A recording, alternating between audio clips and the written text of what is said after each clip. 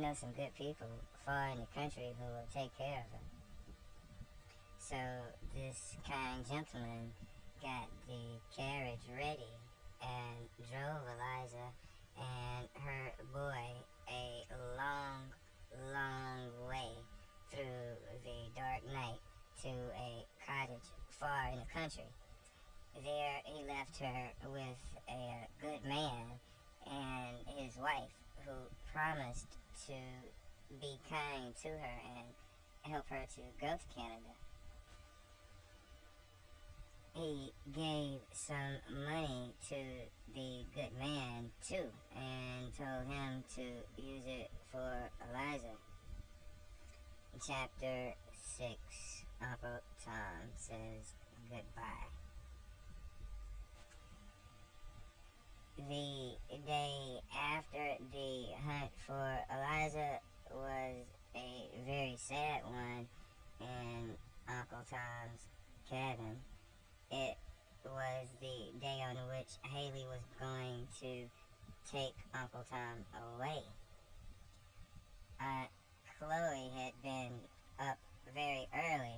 She had washed and ironed all Tom's clothes and packed his trunk neatly. Now she was cooking the breakfast, the last breakfast she would ever cook for her dear husband. Her eyes were quite red and swollen with crying, and the tears kept running down her cheeks all the time. "It's the last time," said Tom sadly. Aunt Chloe could not answer. She sat down, buried her face in her hands, and sobbed aloud. "Suppose we must be resigned, but oh Lord, how can I? If I knew anything where you was going, or how they treat you." Mrs. says she'll try and buy you back again in a year or two. But Lord, nobody never comes back and goes down there. There'll be the same God there, Chloe, that there is here. "Well," said Aunt Chloe, "suppose there will, but the Lord lets dreadful things happen sometimes. I don't seem to get no comfort that way." "Let's think on our mercies," said Tom in a shaking voice. "Mercies?" said Aunt Chloe. "Don't see any mercies in it. It isn't right. It isn't right. It should be so. Master never ought to have left it so that he could be took for his debts. Maybe he can't help himself now, but I feel it's wrong. Nothing can beat that out of me. Such a faithful critic as you've been, reckoning on him more than your own wife and children. Chloe, now if you love me, you won't talk so, when it is perhaps just the last time we'll ever have together," said Tom. "Well, anyway, there's wrong about it somewhere," said Aunt Chloe. "I can't just make out where it is, but there is wrong somewhere, I'm sure of that."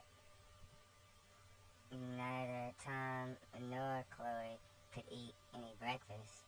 Their hearts were too full of sorrow. But the little children, who hardly understood what was happening, enjoyed theirs. It was not often that they had such a fine one as Chloe had cooked for Tom's last morning at home. Breakfast was just finished when Mrs. Shelby came. Chloe was not very pleased to see her. She was angry and blamed her for letting Tom be so. But Mrs. Shelby did not seem to see Aunt Chloe's angry looks.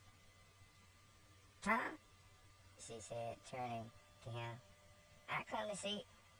She could say no more. She was crying so bitterly. Then all Aunt Chloe's anger faded away. "Lord, now, Mrs., don't," she said. She, too, burst out crying again, and for a few minutes they all sobbed together. "Tom," said Miss Shelby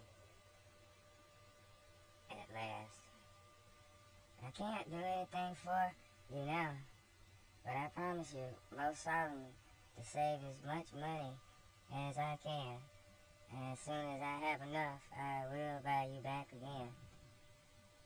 Just then Haley arrived.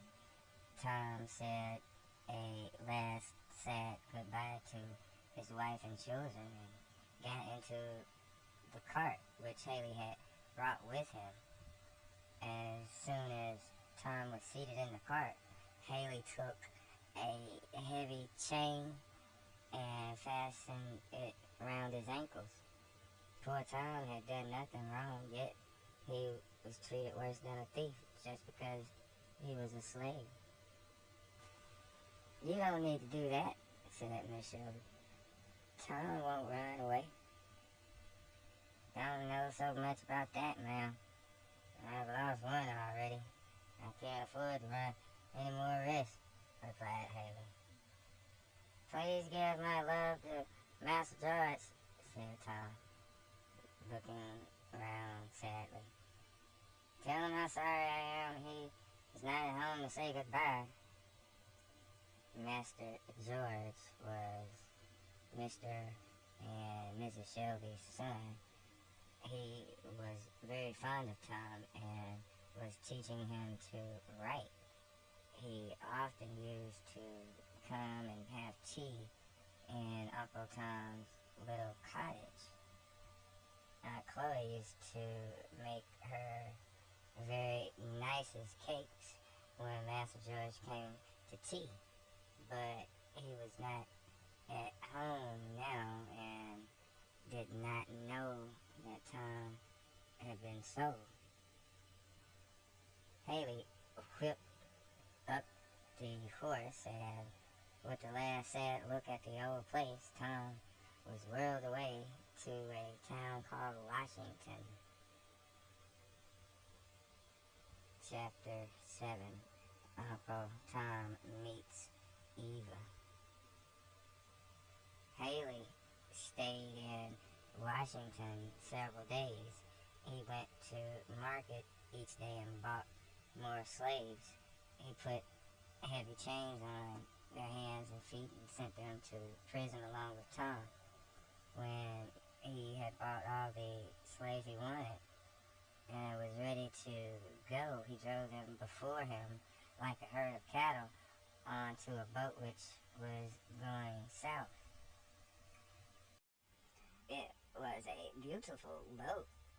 The deck was gay with lovely ladies and fine gentlemen walking about enjoying the bright spring sunshine.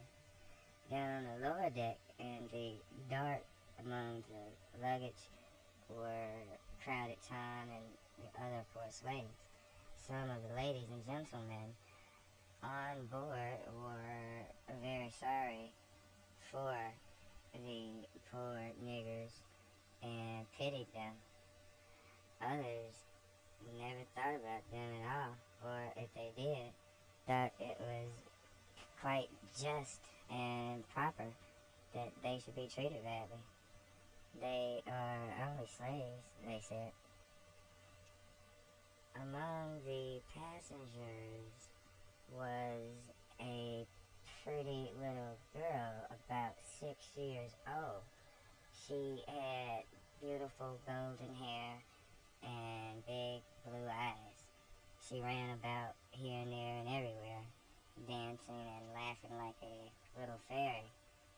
There were other children on board, but not one so pretty or merry as she.